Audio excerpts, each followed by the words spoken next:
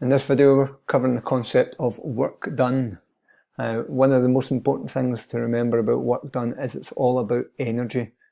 Okay, work is really another phrase in physics for energy, but in particular it's about when energy is transferred from one type into another.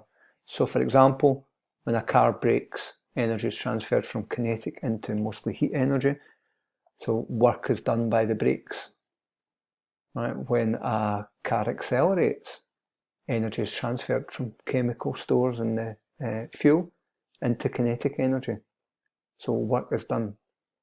So not the whole amount of fuel is transferred into kinetic energy, but just the amount done in a particular acceleration would be called the work done. So it's how much energy is changed in any one situation.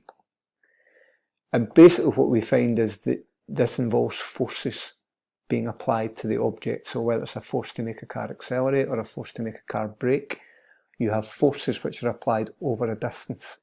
And we're just introducing this idea. It's too difficult at this stage for us to try and prove this to you, so you kind of need to take our word for it.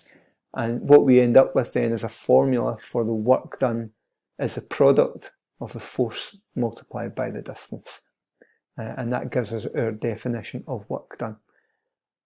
Like all other types of energy, work done is measured in joules. It simply means how much energy was transferred in a particular situation.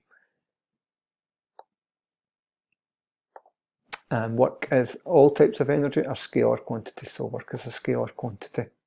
And in this example, the block moves and gains kinetic energy, but the force also overcomes friction, so some energy is transferred into heat. So you could separate them out and do how much was converted into kinetic, how much was converted into heat.